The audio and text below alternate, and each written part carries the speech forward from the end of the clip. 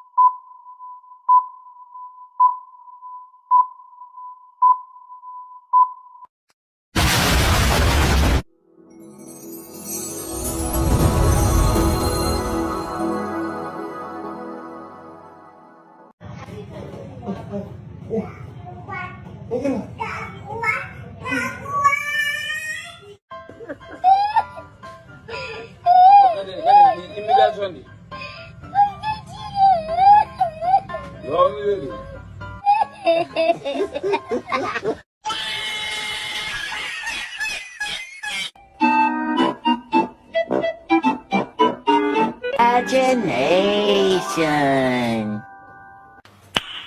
Nice.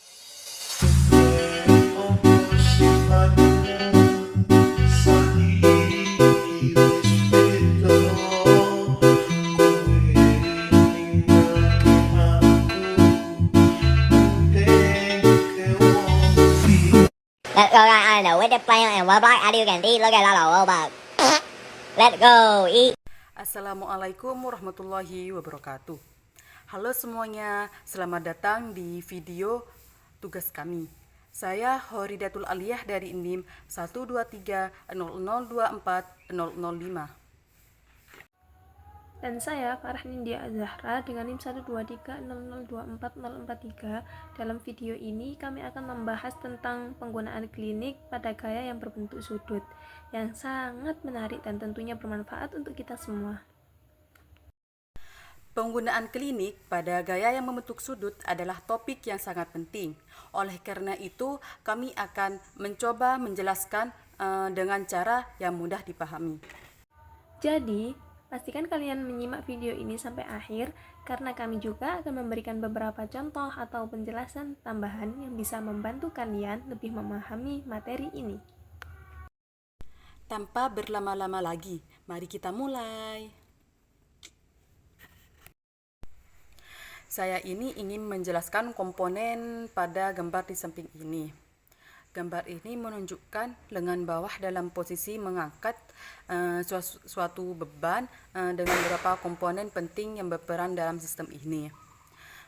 W adalah gaya berat. Beban berada di ujung lainnya atau tangan, merupakan gaya gravitasi yang bekerja pada beban dipegang di tangan. Besarannya gaya ini bergantung pada massa benda dan kecepatan gravitasi, yaitu W sama dengan M kali K. Letaknya di ujung lengan bawah sehingga memiliki lengan momen jarak ke titik tumpu yang cukup panjang. M adalah gaya otot. Gaya otot berada di tengah. Ini adalah gaya yang dihasilkan oleh kontraksi otot bisep. Letaknya berada di tengah lengan bawah antara titik tumpu dan beban. Gaya ini bekerja ke atas untuk menyeimbangkan gaya berat. Karena titik aplikasinya lebih dekat ke titik tumpu, otot harus menghasilkan gaya yang jauh lebih besar daripada berat beban. O adalah titik tumpuan. Titik tumpu berada di ujung siku. Titik tumpu dalam sistem ini adalah sendi siku. Ini berfungsi sebagai proses di mana lengan berkontraksi. Yang terakhir, keuntungan mekanis atau KM kurang dari 1, artinya otot harus menghasilkan gaya yang lebih besar daripada berat beban untuk mempertahankan keseimbangannya. Konsep fisika yang berlaku. Sistem ini bekerja berdasarkan prinsip momen gaya atau torsi, yaitu T sama dengan F kali D, di mana T torsi yaitu momen gaya atau putaran yang dihasilkan oleh gaya terhadap titik tumpu. F yaitu gaya. Gaya yang bekerja bisa gaya berat atau gaya otot. D yaitu lengan momen. Jarak tengah lurus dari titik tumpu ke arah gaya. Agar lengan dalam kondisi seimbang atau statis, total torsi yang bekerja harus bernilai 0. T total sama dengan T beban. Atau M kali dm sama dengan W kali dw, di mana dm adalah jarak titik aplikasi gaya otot ke titik tumpu. dw adalah jarak beban ke titik tumpu. Karena dw lebih besar daripada dm, maka gaya otot harus jauh lebih besar daripada gaya berat beban agar keseimbangan terjadi. Aplikasi dalam biomekanika. Konsep ini sangat penting dalam biomekanika tubuh manusia, terutama dalam memahaminya. Bagaimana otot bekerja untuk mengangkat benda? Mengapa otot bisep harus bekerja lebih keras dibandingkan berat beban yang diangkat? Dampak beban berat terhadap sendi dan otot. Pentingnya teknik yang benar saat mengangkat benda berat agar tidak membebani otot dan sendi secara berlebihan. Penggunaan klinik pada gaya yang membentuk sudut adalah topik yang sangat penting. Oleh karena itu, kami akan mencoba menjelaskan dengan cara yang mudah dipahami. Baik, sebelumnya saya Farhindia Azahra dengan NIM 123002443. Di sini saya akan menjelaskan tentang gambar yang ada di samping saya.